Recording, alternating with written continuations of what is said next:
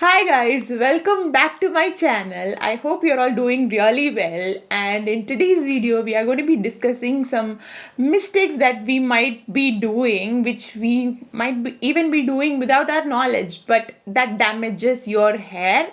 So today we are going to be seeing very common practices that we do which might be causing hair damage and hair fall. So I hope you will like it. So if you're interested, then please continue to watch the video. And if you're new here, hi, my name is Binisha. Thank you so much for tuning in. Don't forget to subscribe to my channel if you haven't already. And without any delay, let's go and see what the video is about. So the number one thing that could be causing hair damage is using rubber bands and elastics. This is a main reason why our hair gets damaged, because every time we pull the rubber band or the elastic, there is definitely hair on the rubber band or elastic, right? So in order to avoid that, I would highly recommend that you use some satin scrunchies like this.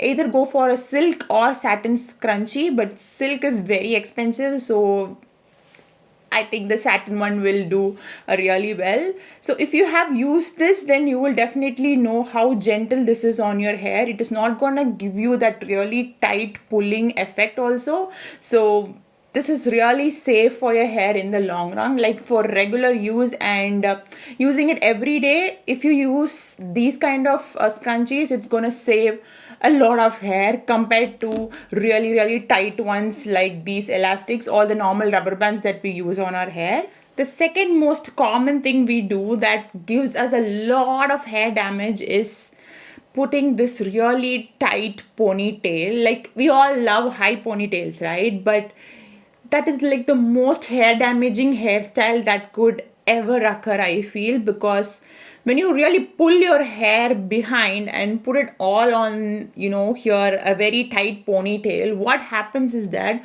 all the tension and the weight is taken to your hairline here, and since all the tension lie in the front hair here, you tend to lose a lot of hair here in the front. So personally, I would say to avoid that, I have a hairstyle video which I will link here on the top, which is actually a voluminous ponytail hack. If you use that hack, you can actually save a lot of hair residing that can happen in the front, even if you do a ponytail. So please go take a look at that video.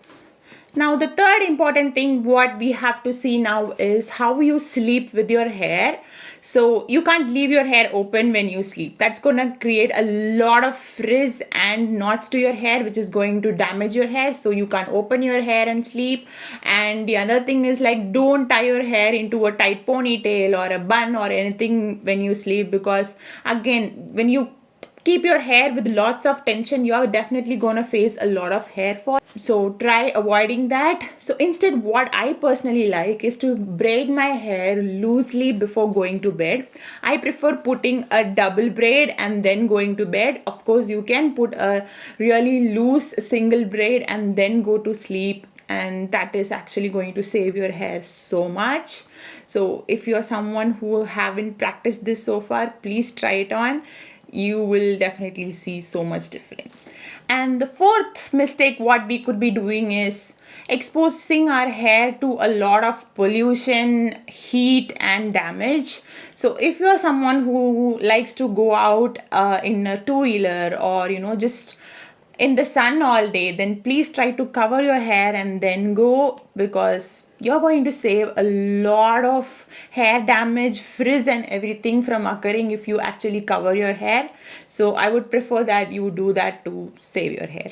Now, the fifth most important reason that can cause not exactly hair damage, but a lot of damage for your health of your hair and scalp overall is scratching your scalp too much. Like, I understand we get dry scalp and dandruff very easily, but if you use your nails to actually scratch your scalp, that is going to cause a lot of inflammation and unwanted, skin damage in your scalp, which is going to give you more problems. But the best option what you could do is definitely go wash your hair with the proper anti-dandruff shampoo and that is definitely going to help you in the long run. Now, the sixth mistake that we could commonly do is not combing our hair every single day.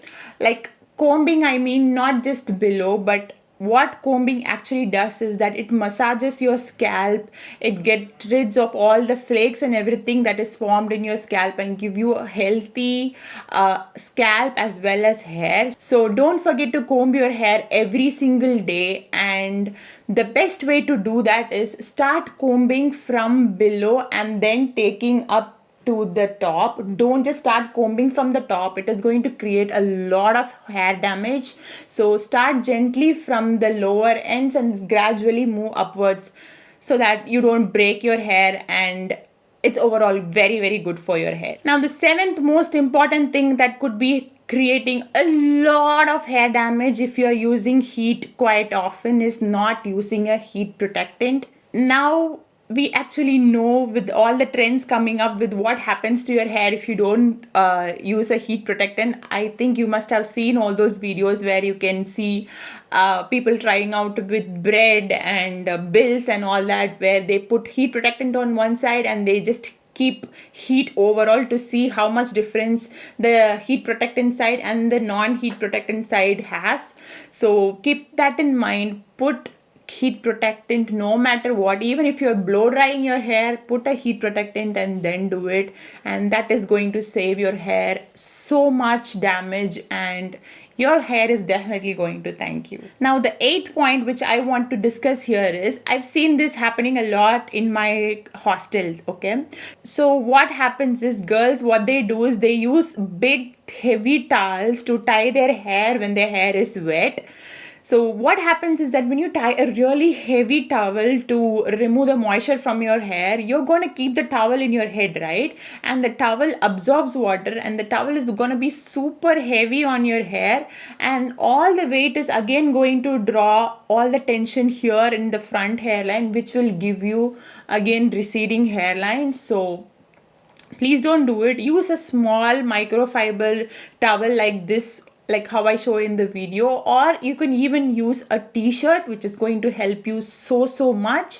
So make sure that you use something like that to minimize all the tension that you're going to give the hair in the front and create problem for your hairline here. Now, the ninth point what I want to tell you guys is, don't ever comb wet hair. So in case if you feel your hair is getting tangled so much, what you should be doing is, before taking a shower, take a comb, remove all the knots, and then go take a shower. Never ever comb your hair when it is wet, because that is when your hair is really fragile and it is very prone to damage. So don't ever do anything to your hair. Wait till your hair gets dry and then use whatever you want to use on your hair. And another important mistake what we do when we wash our hair is that when we shampoo our hair, don't put a lot of shampoo on your hair lengths here.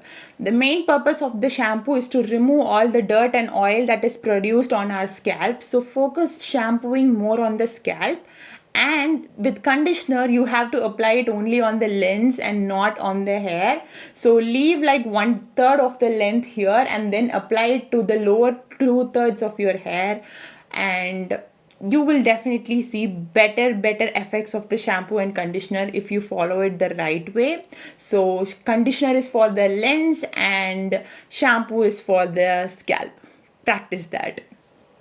Now, the next thing which we commonly see in people who have like really oily scalp is that they wash their hair really too much, and it is definitely not a good thing for your hair. So whatever scalp you have, dry scalp, oily scalp, or whatever it is, the best thing to do is wash your hair alternate days and not on an everyday basis. So if you keep washing your hair every day, what happens is that the oil produced on your roots will not reach the lengths of your hair. You're going to keep washing it, and by the end your hair is going to be really dry and frizzy, and it is eventually going to lose its strength, and you can even get breakage. So don't do that. And that's it, guys. These are all the important points which I wanted to share with you guys, and I hope you found this video useful and informative. Please let me know in the comments below if you want to discuss any other topic like this, and I'll definitely get back to you guys really soon. And if you haven't subscribed to my channel, please do subscribe so that you get notified whenever I upload a new video. And thank you so much for watching till the end, and I'll see you guys very soon in another video. Thanks for watching. Bye bye. Take care.